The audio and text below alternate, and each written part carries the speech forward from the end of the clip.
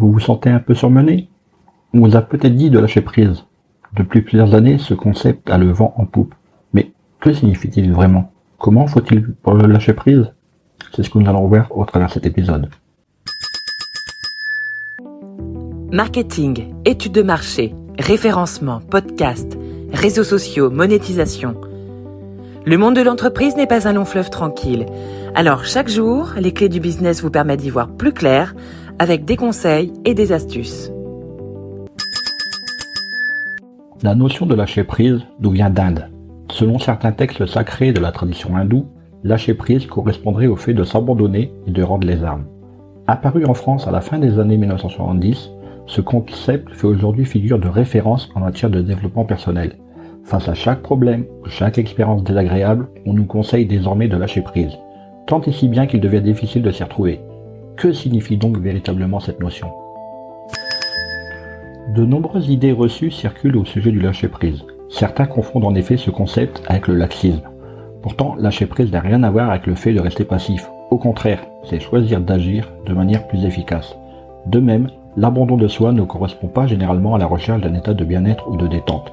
Si la sérénité est généralement une des conséquences du lâcher prise, il existe des situations où il peut être très effrayant et même particulièrement douloureux de rendre les armes. Les personnes qui ont le plus besoin de lâcher prise sont généralement des personnes qui cherchent à tout contrôler. En effet, lâcher prise, c'est renoncer à contrôler ce qui ne peut pas l'être.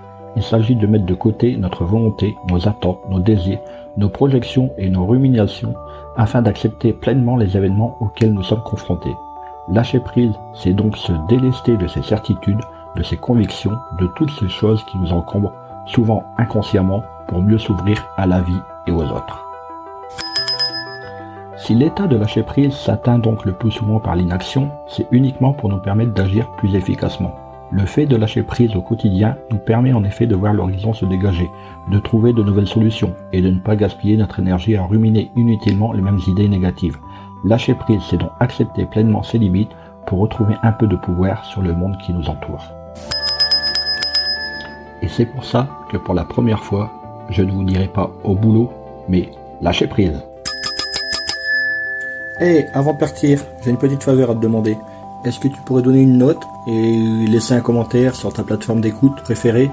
Cela permettrait aux clés du business d'avoir une meilleure visibilité et d'être accessible au plus grand nombre. Je te remercie. Allez, cette fois c'est vraiment fini.